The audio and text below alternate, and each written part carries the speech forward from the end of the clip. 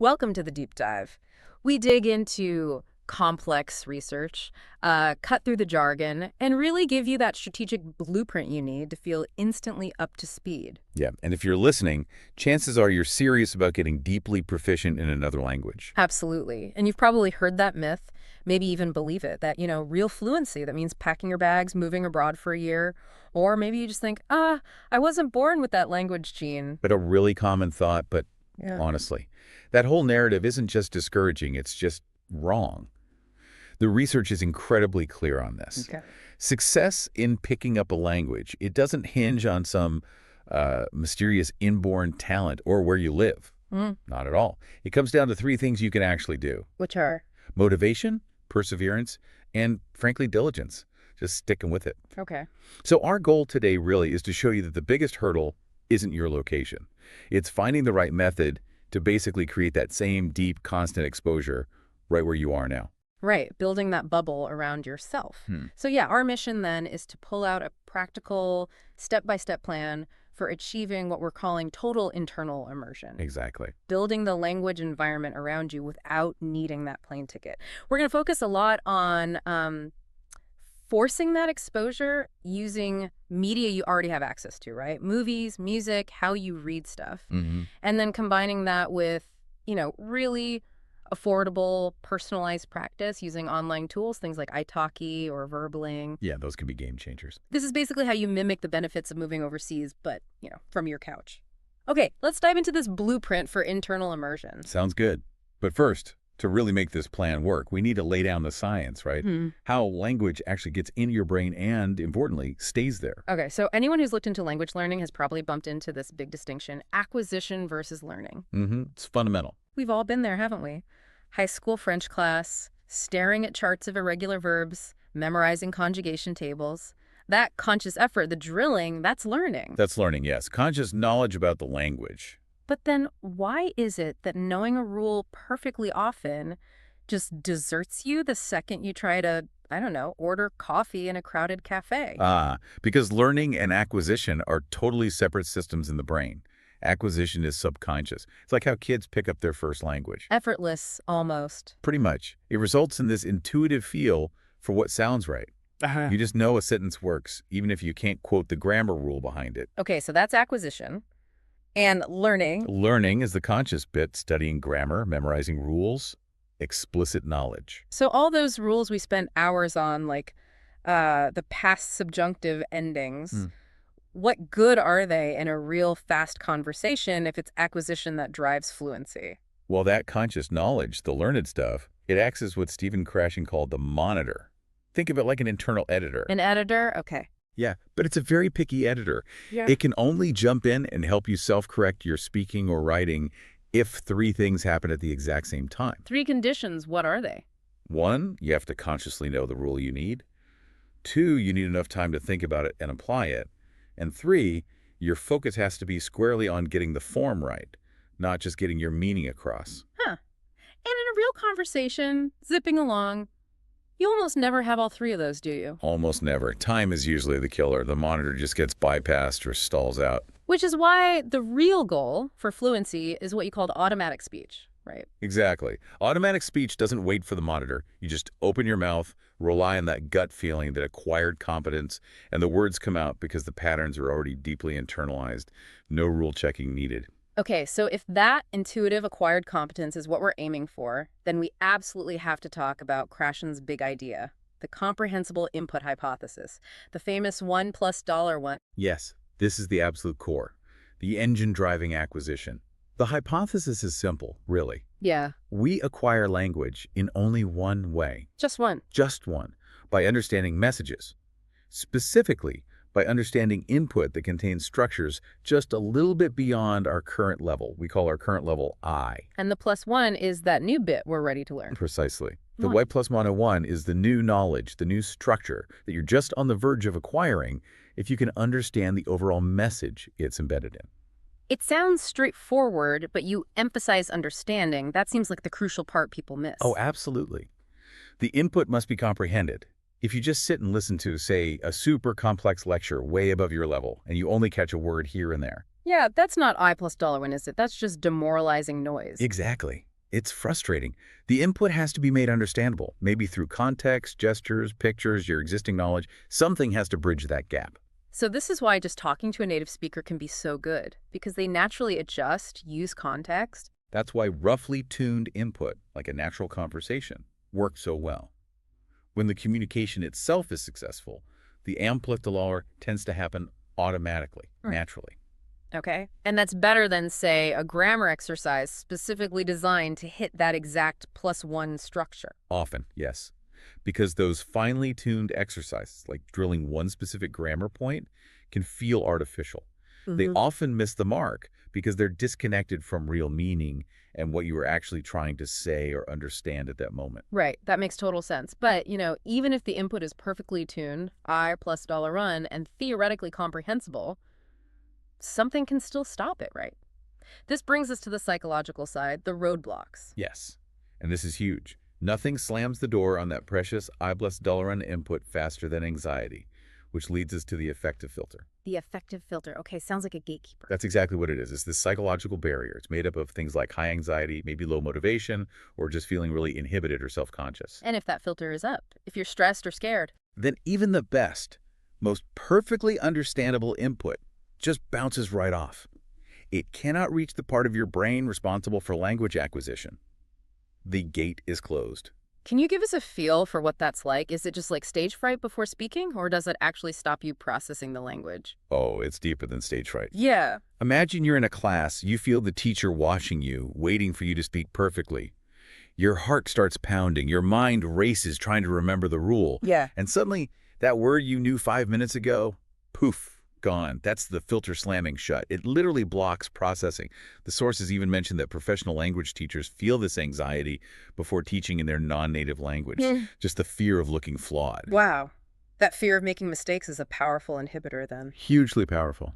So a key technique, especially for beginners who feel overwhelmed, is maybe not forcing them to speak right away, allowing a silent period. Absolutely critical. Yeah. Forcing someone to speak before they've taken in enough comprehensible input is probably the fastest way to raise that filter sky high. Makes sense. By allowing a silent period where the focus is just on listening, reading, absorbing input without any pressure to perform, you drastically lower that core anxiety. You let the input sink in. This connects so well with the story of Dr. Katolam, the famous polyglot. She learned something like 16 languages. An incredible example. And her point was that her success wasn't some innate gift. It was because she found ways to make studying languages an inexhaustible source of joy. Exactly. Her whole approach underlines this principle. If you find methods that genuinely motivate you, that you find fun, engaging, your filter stays low, the gates are open, acquisition speeds up because you're enjoying the process, low stress is paramount. Okay, so if we pull this together, we can kind of redefine what immersion really means, can't we? If traditional immersion moving abroad works, why does it work? And how do we copy that at home? Right. Traditional immersion is effective mainly because it massively increases the quantity of language input you receive. Just by being there, you're bombarded. More input means more chances for comprehensible input. Exactly. It just ups the odds of encountering that useful, understandable Y plus silo stuff.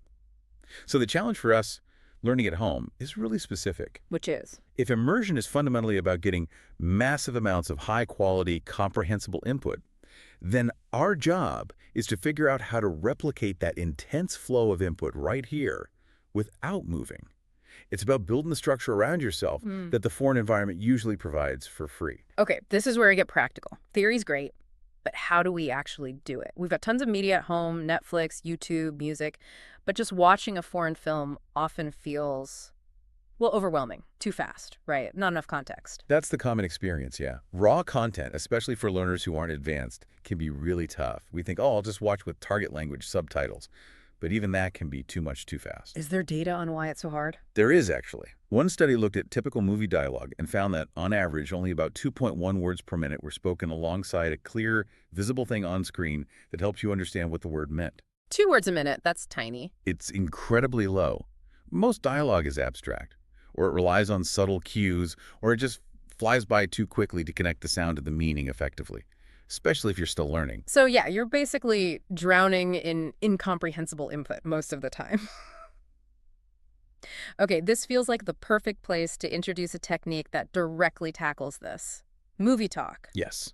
Movie Talk is a fantastic input optimization strategy. It was originally designed for teachers in classrooms, but you can absolutely adapt it for self-study. How does it work? What's the core idea? It's pretty simple at heart. You play the video, a short film clip, maybe part of a TV show but with the sound off, Sound off. and then you or a teacher, or maybe even a pre-recorded track if you could find one, provide a running commentary, narrating what's happening on screen using simple, comprehensible language.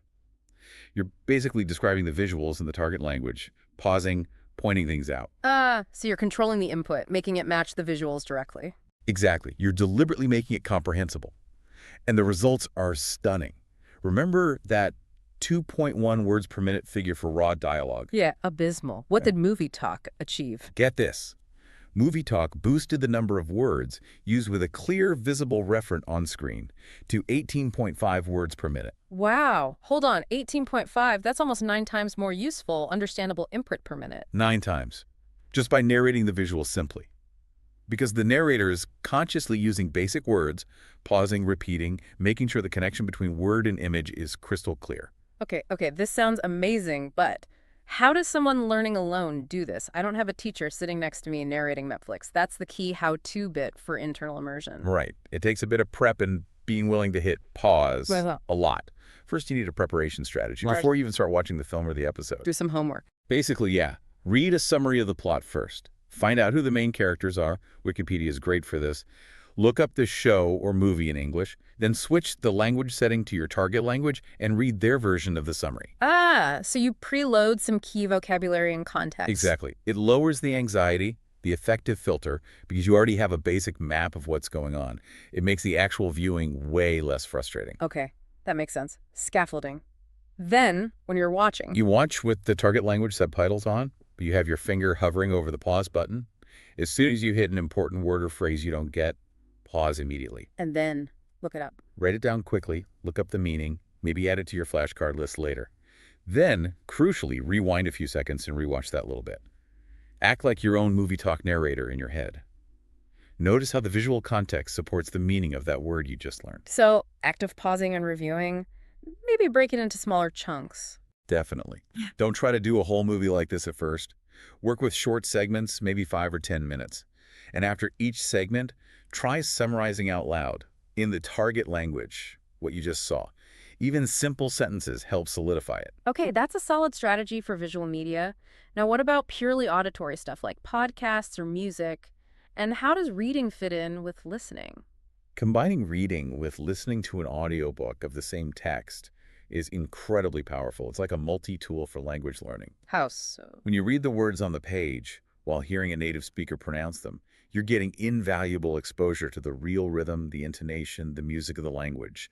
It boosts your pronunciation, your listening comprehension, your vocabulary, and your grammar intuition all at once. And it probably helps with those words you know when you read them, but you don't recognize when you hear them. Exactly.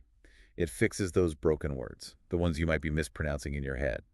Hearing them correctly while seeing them links the sound and spelling properly. Makes sense. But sometimes the sounds themselves are just hard to even hear, right? Especially early on. Our ears aren't tuned in. True.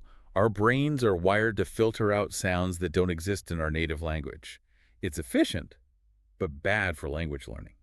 You have to actively retrain your ear. How do you do that? One effective technique is repeated listening to very short bursts of sound. Things like recordings of random numbers being read out, or pairs of sounds that are similar in the target language but distinct, like different vowel sounds. So just focused drilling on the sounds themselves. Yeah, short, intense bursts. The repetition forces your brain to start noticing the subtle differences it was previously ignoring. You're basically making those formerly alien sounds familiar, describable, and therefore learnable. Okay, ear training is foundational. Then once you can hear better, reading seems like the big engine for vocabulary growth, doesn't it? Absolutely. The sources really emphasize extensive reading a lot, especially without constantly stopping to look up every single word. That's probably the single best way to grow your passive vocabulary. Passive meaning words you understand when you see them, but maybe can't use yourself yet. Exactly. If you interrupt your flow constantly with the dictionary, you get frustrated, your affective filter goes up, and you don't get that sense of accomplishment. But if you just keep reading, even if you don't know every word, You start absorbing words from context. The research suggests you can pick up somewhere between 300 to 500 new word families per book this way, just through context. And every word you learn makes the next book slightly easier. Yeah. It's like rolling a snowball. It builds momentum. That's encouraging. Now, what about intermediate learners who feel like they're reading okay, but every new text feels like starting over because the topic is completely different? Ah, yes. For that, there's a really powerful strategy called narrow reading. Narrow reading, what's that? It means you deliberately choose to read only about one specific topic or genre for a period of time. Maybe you read 10 mystery novels in a row, or only articles about cooking, or only texts about, say, renewable energy. Why would limiting yourself like that be helpful? Seems counterintuitive. Because it dramatically cuts down the number of new, unique words you encounter in each subsequent text. Think about it. If you're reading your fifth book about World War II, Yeah. you've already learned the core vocabulary words like tank, trench, treaty, invasion. Those words repeat constantly within that topic. Right, so you're not constantly bombarded with completely new stuff from different fields. Exactly.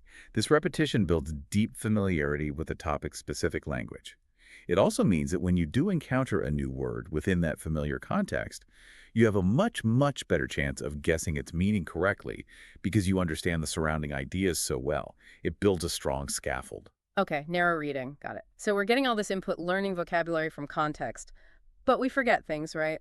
That's where tools like flashcards come in, specifically space repetition systems or SRS. SRS is basically our best weapon against the brain's natural tendency to forget things over time, the forgetting curve. How does it work? It's more than just digital flashcards, isn't it?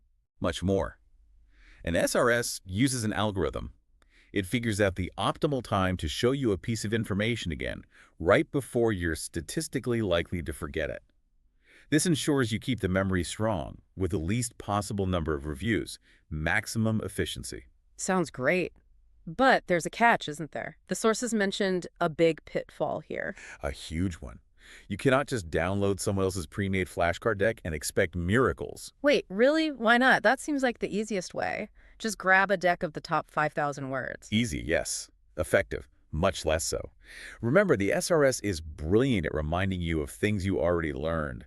It's not nearly as good at creating that initial deep, strong memory in the first place. Ah, okay. So using a pre-made deck is like trying to remind yourself of something you never really learned properly. Precisely. Your brain has all these sophisticated filters. When it sees generic information from someone else's list, it often tags it as impersonal, not relevant to me, and therefore forgettable.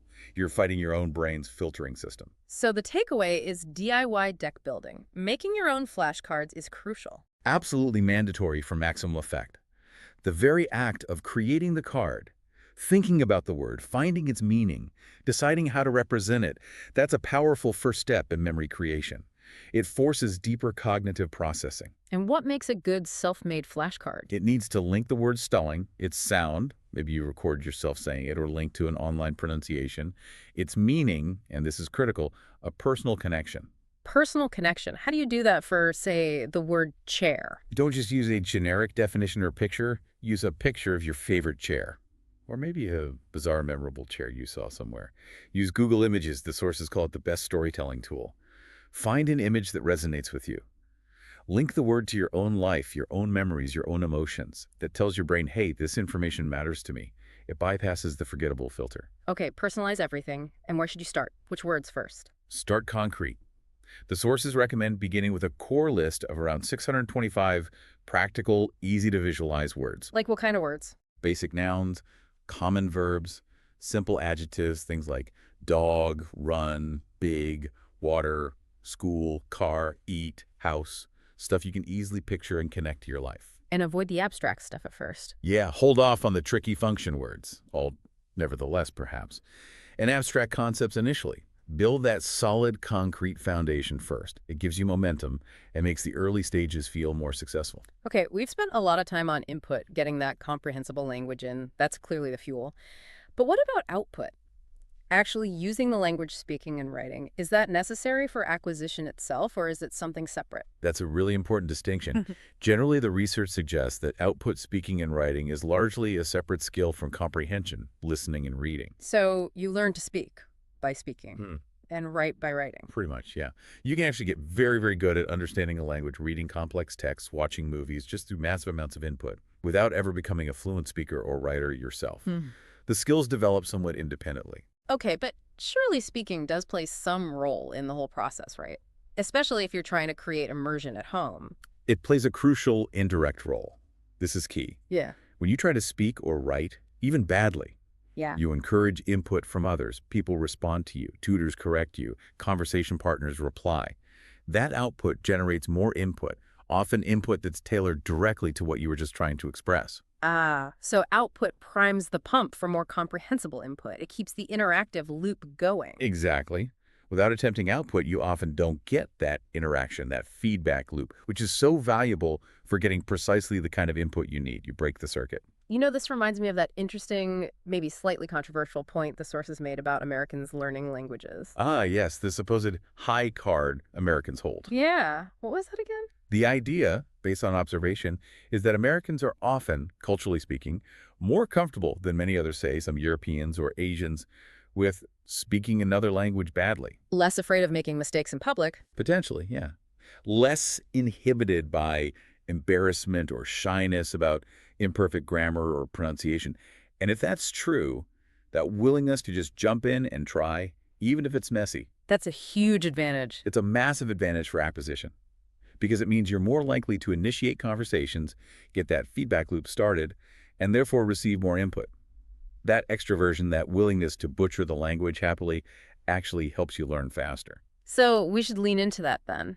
Actively seek out chances to make mistakes and get corrected. Yes. Especially when you're practicing output like writing. Your goal shouldn't be perfection right out of the gate. Your goal should be to make mistakes quickly and efficiently. Make mistakes quickly. How does that work? Start with the idea you want to express. If you're missing a word, don't get stuck. Maybe quickly look it up using a tool like Google Translate just to find that one missing piece.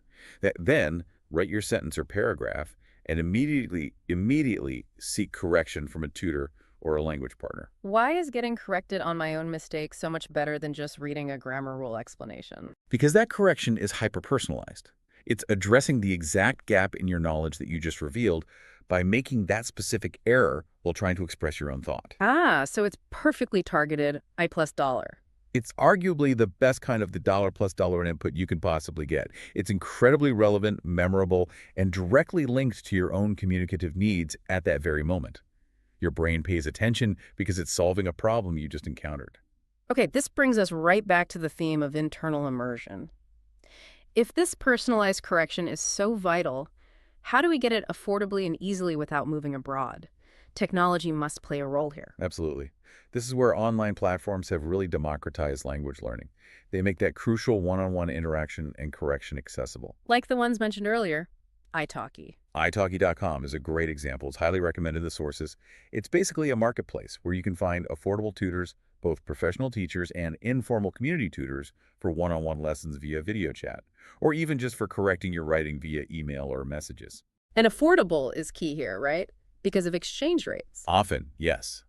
You can find experienced tutors from countries with a lower cost of living, making truly personalized, high-quality feedback much cheaper than traditional language schools in, say, the US or Western Europe. It puts customized input within reach for almost everyone. Okay, so italki for finding tutors. What about that other one, Verbling? It sounded a bit different. Verbling.com was described more like language exchange speed dating. It's designed for quick, structured practice sessions. Speed dating, how does that work? You get paired up with a native speaker of the language you're learning, who, in turn, wants to practice your native language. The format is usually pretty strict. Maybe 5 minutes speaking in your target language, and you switch, 5 minutes speaking their target language, your native language. Ah, so it's a guaranteed exchange, quick bursts of practice. Exactly. It's described as an instant gratification machine for just getting speaking practice and immediate interaction with native speakers without the commitment or cost of a full tutoring session. So whether it's a paid tutor on italki or a free exchange partner on Verbling, you're getting that crucial interaction. But you can't just jump in and hope for the best, can you? You need to manage the conversation, right? to keep the input comprehensible. Oh, absolutely critical. You have to take control. If you just let a native speaker talk at their normal speed about complex topics, you'll be lost in seconds, and your effective filter will shoot right up. So what do you do? You need to learn some specific, practical conversation management phrases right from the beginning. Really basic stuff. Like what? Things like, could you please speak more slowly? What does word mean? Well, could you repeat that? How do you say word in your language? Simple tools to help you guide the conversation, slow it down, ask for clarification, and ensure the input stays understandable, stays at that Y plus 100 level, not I plus $100. So you become the conductor managing the flow of input you receive. Exactly. You have to actively negotiate meaning to make the exchange productive for your acquisition. Okay, we've covered getting the right kind of input, optimizing it with media, and getting personalized feedback through output. Now let's nail down the final pieces. How do we make sure this stuff actually sticks in our memory long term? How do we handle grammar without getting bogged down? And how do we fit it all into a busy life? Let's start with memory. Right. We know the brain is designed to forget things it deems irrelevant. And let's face it, foreign words often feel pretty irrelevant at first. These sound weird, look weird, no connection. Exactly. So we have to actively intervene. Yep. We need to play the mnemonic imagery game, deliberately making memories more memorable. Mnemonics like memory tricks, using vivid images. Yes, but going beyond simple visualization, it's about attaching really vivid, strange, maybe even slightly ridiculous, multi-sensory images to the information you want to remember, especially for abstract things like grammar rules or gender. Okay, this sounds interesting. The sources mention systems like person action object, PAO. Can you walk us through a really concrete example? How would you use this for something tricky? Let's take grammatical gender in German, notoriously tricky for English speakers. Yeah. The word for bridge is die Brücke. It's feminine. How on earth do you remember that bridge is feminine in German? Yeah, it seems totally arbitrary. So memorizing die Brücke is hard. Instead, we use PAO. We need a person, P, an action A, and an object O. Since the gender is feminine, die, our person should be a memorable female figure. Okay, who? Let's pick someone really distinctive. Say maybe Lady Gaga. That's our person. Okay, Lady Gaga, what's the action? Let's connect it to the sound Brücke. Maybe it sounds a bit like broccoli. So the action is juggling. Juggling broccoli. Lady Gaga juggling broccoli. Okay. And the object? Or location. The object is the bridge itself. But not just any bridge. Picture a specific bridge, well, maybe one near your house.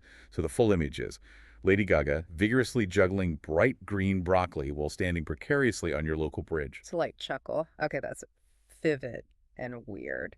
Exactly. Vivid, weird, multisensory, and personally connected. Your local bridge. That bizarre little mental movie links the word brook.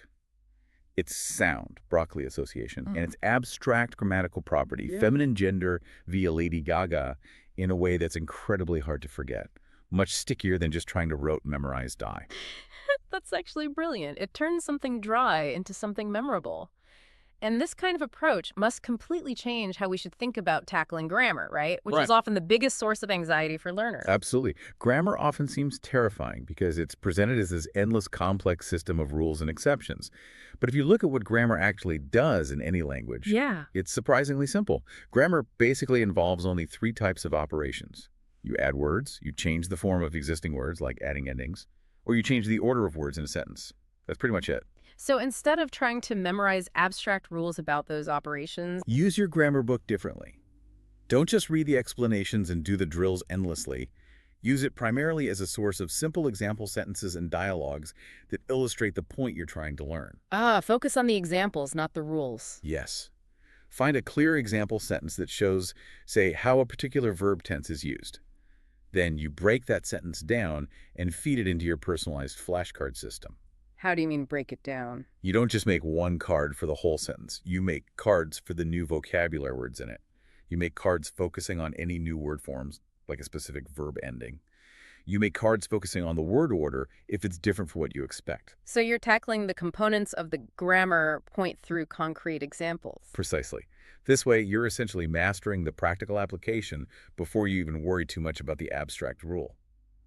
The sources say this approach allows the learner to win every time because you build competence with the pattern first. It builds confidence and keeps that effective filter way down. Okay, methods covered, psychology covered. Let's talk payoff and practicality. Why go through all this effort, and how do we realistically fit this into life? Well, the long-term payoff, often called the bilingual effect, is significant. Learning another language isn't just a party trick. It's like strength training for your brain. How so? Better memory. Better memory, yes, but also enhanced cognitive functions, better executive control like planning and problem solving, and even increased resilience against age-related cognitive decline. You're literally making your brain healthier and more flexible. That's a pretty good ROI. But still, time is the issue for most people. We're doing internal immersion, so we need to find time within our existing lives. And you can. The key is to mobilize those little pockets of time that usually just vanish. The sources call them precious scraps of time or hidden moments. Like waiting in line, commuting. Exactly. Waiting for the kettle to boil, standing at the elevator, the 5 minutes before a meeting starts, your bus ride. We all spill minutes throughout the day. If you add them up, it's often substantial. And the strategy is to use those moments for. Quick, focused mini lessons. Primarily, whip out your phone and do a few minutes of your SRS flashcard reviews. 10 cards here, 5 cards there. It adds up incredibly quickly. The trick is to stop seeing life as study time versus fun time or work time. You need to harmonize language practice with your daily routines. Weave it in. Okay, let's make that super practical. Say my goal is 30 flashcards a day, new ones plus reviews. How does that look, harmonized? Maybe you learn the first 10 new cards over breakfast or on your commute. 5 minutes. Then, waiting for your coffee, you quickly review 5 older cards. 2 minutes. Okay. Lunch break, maybe you focus on your input, read an article, listen to a short podcast segment. Then, mid-afternoon slump, another quick 5-minute review session of 10 cards. Waiting for the bus home, finish the last 5 new cards, and maybe a few more reviews. So you're microdosing the effort across the day. 30 cards sounds like a lot, but broken into 5 or 6 tiny sessions, it's totally doable. Completely doable. And that consistency compounds massively over weeks and months. Right. So final point, consistency and balance. What's the right mix of activities? How much time on those deliberate flashcards versus just enjoying movies or reading? The research offers a pretty clear guideline here. That focused, deliberate study, the grammar work, the flashcard drilling, analyzing sentences that should probably make up no more than about 1/4, 25% of your total time spent on the language. Only a quarter. So the vast majority, 3/4 or more, should be. Focused on meaning, just using the language. That means lots of comprehensible input. Reading for pleasure, watching shows you enjoy, listening to podcasts or music. And when you're ready, meaning focused output. Chatting with language partners, writing emails, or journal entries about things you care about. So prioritize enjoyment and actual communication. Absolutely. And consistency, even if it's just 15, 20 minutes every single day, is far, far more effective than one heroic 8-hour study binge once a month. Keep the streak alive. This has been incredibly insightful, a real blueprint for building that immersive experience without leaving home. We've seen that success isn't about location, it's about mindset and method, creating that active internal state. The key tactics are managing that effective filter, maximizing comprehensible input, using smart media strategies like movie talk and narrow reading, making memory stick with personalized SRS decks and mnemonics, and leveraging online tools like italki and Verbling for that vital personalized feedback loop. Yeah, that really covers the core components. And we've looped back to that idea of input driving acquisition and the fact that comprehension and production skills are somewhat separate. It raises a final thought for you, the listener, to ponder. Oh, what's that? Consider your actual goals.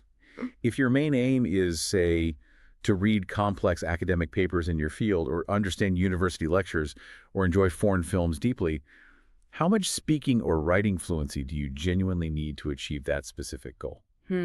Interesting question. Given that the research strongly suggests you can reach very high levels of comprehension primarily through massive input alone, maybe you don't need to spend equal time agonizing over perfect spoken grammar if your main goal lies elsewhere. Something to reflect on, perhaps, as you tailor this internal immersion plan to your own life and aspirations. Where will you get the most return for your effort?